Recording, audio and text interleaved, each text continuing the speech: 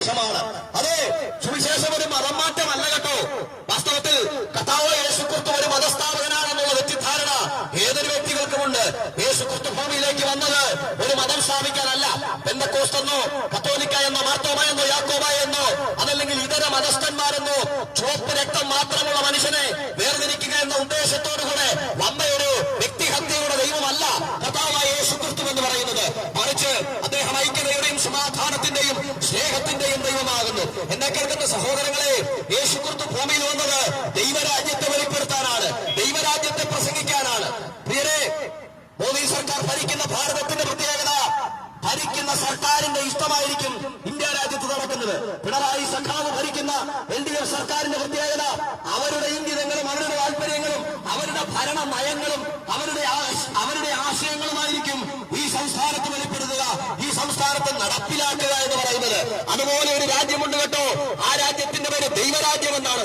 മലയൻകീഴ് നിവാസികൾ ഒരുപക്ഷെ ഇപ്പം ചോദിക്കും, എന്തുവാ ചേട്ടാ ദൈവരാജ്യം എന്ന് പറയുന്നത്? ദൈവരാജ്യത്തിൽ പോകാൻ ഏത് പാസ്പോർട്ട്, ഏത് കോണ്ടിനെന്റിലാണ്, ഏത് ഭൂഖണ്ഡത്തിലാണ് ദൈവരാജ്യം ഇരിക്കുന്നത്? അല്ലെങ്കിൽ ഏത് വിമാനത്തിൽ കയറിയാൽ ദൈവരാജ്യത്തിലോട്ട് പോകാൻ വരും? ഇതൊക്കെ വെറും പൊട്ടത്തല്ലേ? ഇതൊക്കെ നിങ്ങൾ കണ്ടിട്ടുള്ള ഒരു മൂഢസ്വർഗമല്ലേ? ഒറ്റ ജീവിതമേ ഉള്ളൂ, അതങ്ങ് ആഘോഷിച്ച് ജീവിക്കുക. സ്വർഗവുമില്ല മരണവുമില്ല എന്ന് പറഞ്ഞ് മനുഷ്യൻ അവന് ഒന്നുന്നത് പോലെ ജീവിക്കുമ്പോ, അവൻ വ്യക്തിബന്ധങ്ങളെ മറക്കുമ്പോ, അവൻ കഞ്ചാവിനും ലഹരിക്കും അടിമപ്പെടുമ്പോ, അവൻ മൊറാലിറ്റി മറക്കുമ്പോ, അധാർമികത കേരളത്തിൽ കൊടികുത്തി വാഴുമ്പോ, എന്നെ കേൾക്കുന്ന പ്രിയരെ, വിശുദ്ധ ബൈബിൾ വിളിച്ചു പറയുന്നു ദൈവരാജ്യത്തിന്റെ നൂല്. ദൈവരാജ്യമുണ്ട് കേട്ടോ. എന്താ ദൈവരാജ്യത്തിന്റെ പ്രത്യേകത? മോദി ഭരിക്കുന്ന രാജ്യം, മോദിയുടെ രാജ്യം ഇന്ത്യയാണെങ്കിൽ, പിണറായി സഖാവ് ഭരിക്കുന്ന LDF സർക്കാർ ഭരിക്കുന്ന ഈ സംസ്ഥാനം അവരുടേതാണെങ്കിൽ, ദൈവരാജ്യത്തിന്റെ പ്രത്യേകത, ദൈവരാജ്യം യേശു ഭരിക്കുന്ന രാജ്യമാണ്. ദൈവപുത്രനാകുന്ന യേശു ഭരിക്കുന്ന ദൈവരാജ്യത്തിലെ പൗരത്വത്തെ ഒരുത്തൻ സ്വീകരിച്ചാൽ അതിന്റെ പ്രത്യേകത എന്ന് പറയുന്നത്, അതിനകത്ത് നീതിയുണ്ട്, അതിനകത്ത് സമാധാനമുണ്ട്, അതിനകത്ത് സന്തോഷമുണ്ട്. ഞാൻ ഒരിക്കൽ കൂടെ മലയൻകീഴ് ദേശത്തോട്, ദേശനിവാസികളോട് ഉച്ചസ്വരം വിളിച്ചു പറയട്ടെ, ദൈവരാജ്യത്തിൽ നീതിയുണ്ട്, ദൈവരാജ്യത്തിൽ സമാധാനമുണ്ട്, ദൈവരാജ്യത്തിൽ പരിശുദ്ധാത്മാവിനാലുള്ള സന്തോഷമുണ്ട്. അപ്പൊ നിങ്ങൾ ചോദിക്കും, എന്തുവാ നീതി? പൊന്നു ചേട്ടാ, ഈ നാട്ടിൽ എവിടെയാ നീതിയുള്ളത്? ഇന്ന് ഈ മൈക്കൊക്കെ പിടിച്ച് ഇങ്ങനെയൊക്കെ വാർത്തകൾ പ്രസംഗിക്കാൻ വലിയ ബുദ്ധിമുട്ടും ഭയവും ഒക്കെ അല്പം എന്നെയും അലട്ടുന്നുണ്ടെങ്കിലും ഉള്ള ധൈര്യമൊക്കെ സംഭരിച്ച് ഞാനങ്ങ് പറയുക കേട്ടോ. ഈ രാജ്യത്ത് എവിടെയാ നീതിയുള്ളത്?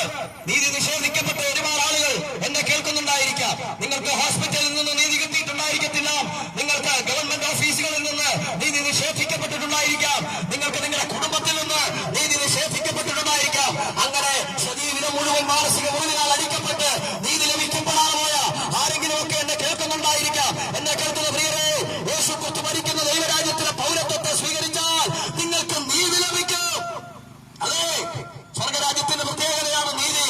നീ എത്ര വലിയ കൊടിയ ഭാവിയാണെങ്കിലും, എത്ര വലിയ മദ്യപാനിയാണെങ്കിലും, എത്ര വലിയ കൊലപാതകം ചെയ്ത ആളാണെങ്കിലും, എത്ര വലിയ പാപം ചെയ്ത ആളാണെങ്കിലും, ഒരു പാപവും ചെയ്യാതെ ഒരു പാപവും ചെയ്യാത്ത ഒരു വ്യക്തിയെ പോലെ നിന്നെ ആക്കി തീർക്കുന്ന ദൈവിക നീതീകരണം ദൈവരാജ്യത്തിന്റെ പ്രത്യേകതയാണ്. രണ്ട്, ദൈവരാജ്യത്തിൽ സമാധാനമുണ്ട്. അയ്യോ, ഇതല്ലേ ഈ കാലത്ത് പ്രസംഗിക്കേണ്ടത്? അപ്പൊ ആരോ ചോദിക്കും, ഞങ്ങൾക്കൊക്കെ ഇഷ്ടംപോലെ സമാധാനമുണ്ട്.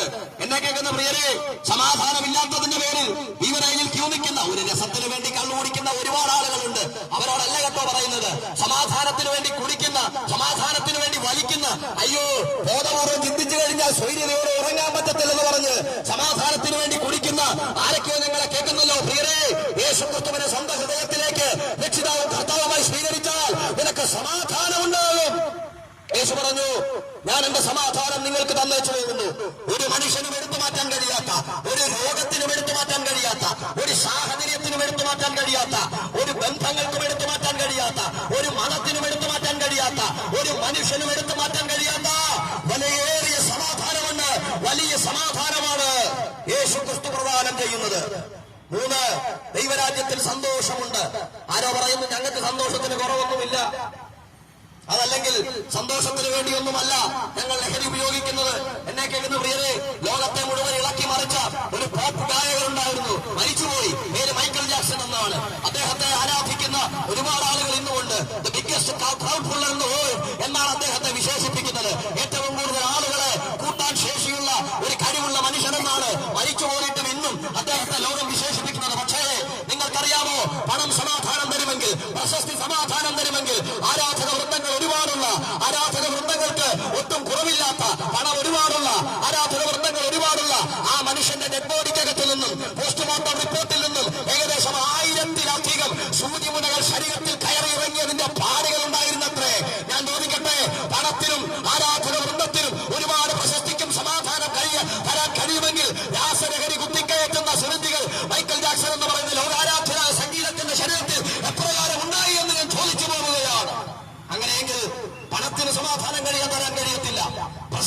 സന്തോഷം തരാൻ കഴിയത്തില്ല.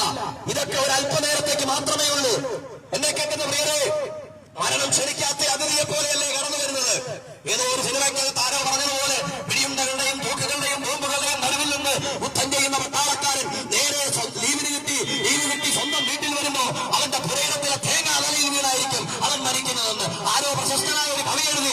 ഏതോ സിനിമാക്കാരൻ ഇങ്ങനെ എഴുതി വെച്ചു, മരണം രംഗബോധമില്ലാത്തൊരു കലാകാരനാണെന്ന്. എന്ന് വെച്ചു കഴിഞ്ഞാൽ സാഹചര്യം നോക്കാതെ സമയം നോക്കാതെ നിൽക്കുന്ന നിൽപ്പിൽ നാരങ്ങ വെള്ളം കുടിച്ചുകൊണ്ട് നിൽക്കുന്നവൻ കുഴഞ്ഞങ്ങ് വീണ് മരിക്കുന്ന കാഴ്ചകളൊക്കെ നമ്മൾ കണ്ടതല്ലേ. ഓടിക്കുന്ന വണ്ടിയിലിരുന്ന് ഹൃദയാഘാതം വന്ന് ഹൃദയം സ്തംഭിച്ച് മനുഷ്യൻ മരിച്ചു പോകുന്ന കാഴ്ച പത്രമാധ്യമങ്ങളിലൂടെ നമ്മൾ കേൾക്കുന്നതല്ലേ, കാണുന്നതല്ലേ. മരണം ഏത് സമയത്തും സംഭവിക്കാം. ഞാനൊരു കാര്യം ഉച്ചസ്വരം വിളിച്ചു പറയട്ടെ, മരണം ഒരു മനുഷ്യന്റെ അവസാനമല്ല. മരണത്തിനപ്പുറത്ത് നിലനിൽക്കുന്നൊരു സ്വർഗമുണ്ട്. ആ സ്വർഗത്തിലേക്കുള്ള വഴി കർത്താവായ യേശു ക്രിസ്തു മാറ്റമാകുന്നു. പാലസ്തീന്റെ മറ്റമണ്ണിൽ ഇന്നേക്ക് 2025 വർഷങ്ങൾക്ക് മുമ്പ് ഒരുത്തൻ കാലൂന്നി നിന്നുകൊണ്ട് 33 തിരുവയസ്സുള്ള ഒരുവൻ കാലൂന്നി നിന്നുകൊണ്ട് ഭയത്തോട് വിളിച്ചു പറഞ്ഞു, ഞാൻ തന്നെ വഴി, ഞാൻ തന്നെ സത്യം, ഞാൻ തന്നെ ജീവൻ, എന്നിൽ വിശ്വസിക്കുന്നവൻ മരിച്ചാലും ജീവിക്കുമെന്ന് ഞാൻ നിങ്ങളെ ചലഞ്ച് ചെയ്യുന്നു. ഒരുപാട് മത നേതാക്കന്മാരുള്ള കാലത്ത്, ഒരുപാട് സാമുദായിക ശ്രേഷ്ഠന്മാരുള്ള കാലത്ത്, ഒരുപാട് ചിരഞ്ജീവികളെന്ന് ലോകം വാഴ്ത്തിപ്പാടുന്ന ഒരാളുള്ള കാലത്ത് ഒരാളെങ്കിലും ശബ്ദമുയർത്തി ലോകത്തോട് പ്രഖ്യാപിച്ചിട്ടുണ്ട്, എന്നിൽ വിശ്വസിക്കുന്നവൻ മരിച്ചാലും ജീവിക്കുമെന്ന്. ഇല്ല കേട്ടോ. സാമുദായിക നേതാക്കന്മാർ ഒരുപാടുണ്ടായിരുന്നു, ഗുരുക്കന്മാർ ഒരുപാടുണ്ടായിരുന്നു, മത നേതാക്കന്മാർ ഒരുപാടുണ്ടായിരുന്നു, രാഷ്ട്രീയ നേതാക്കന്മാർ ഒരുപാടുണ്ടായിരുന്നു. ഒറ്റ സിനിമയ്ക്ക് 10-20 കോടിയും വാങ്ങിക്കുന്ന സെലിബ്രിറ്റികൾ, സിനിമാ നടന്മാരും നടികൾ ഒരുപാടുണ്ട് കേട്ടോ. പക്ഷേ അവരാരും വിളിച്ചു പറഞ്ഞില്ല, എന്നിൽ വിശ്വസിക്കുന്നവൻ മരിച്ചാലും ജീവിക്കുമെന്ന്. അതേ പ്രിയരെ, യേശു ക്രിസ്തുവിൽ വിശ്വസിക്കുന്നവൻ മരിച്ചാലും ജീവിക്കും. കാരണം അദ്ദേഹം മരണത്തെ ജയിച്ചവനാണ്. മരണത്തെ ജയിച്ച യേശു വിശ്വസിക്കുന്നവൻ മരിച്ചാലും ജീവിക്കും. മരണശേഷം മനുഷ്യനെന്ന ഇരുകാലി മരണം കൊണ്ട് അവസാനിക്കില്ല. അവന് മരണശേഷം ഒരു സ്വർഗമുണ്ട്. ആ സ്വർഗത്തിലേക്കുള്ള വഴി കർത്താവായ യേശു ക്രിസ്തു മാത്രമാണ്. പ്രിയ സഹോദരങ്ങളെ, ഞങ്ങൾ ഇങ്ങനെയൊക്കെ പ്രസംഗിക്കുമ്പോ അല്പമല്ലാത്ത ഒരു നീരസം, അല്പമല്ലാത്ത ഒരു ബുദ്ധിമുട്ട്, കോപമൊക്കെ നിങ്ങൾക്കുണ്ടായി എന്നിരിക്കാം. പക്ഷേ എന്ത് ചെയ്യാനാ? സത്യം പറയാതെ തരമില്ലല്ലോ, സത്യം പറയാതെ വഴിയില്ലല്ലോ. ഒരിക്കൽ കൂടെ ആവർത്തിക്കട്ടെ, സ്വർഗരാജ്യത്തിലേക്കുള്ള ഏക വഴി എന്ന് പറയുന്നത് കർത്താവായ യേശു ക്രിസ്തു മാത്രമാണ്. നമ്മുടെയൊക്കെ പൂർവ്വപിതാക്കന്മാരായിരുന്ന ഒരുപാട് ആളുകൾ പണ്ടൊക്കെ പ്രാർത്ഥിച്ച പ്രാർത്ഥന പല സ്കൂളുകളിലൊക്കെ ചൊല്ലാറുണ്ട്. അസതോമ സദ്ഗമയ, അസത്യത്തിൽ നിന്ന് ഞങ്ങളെ സത്യത്തിലേക്ക് നയിക്കണമേ. തമസോമ ജ്യോതിർഗമയ, ഇരുട്ടിൽ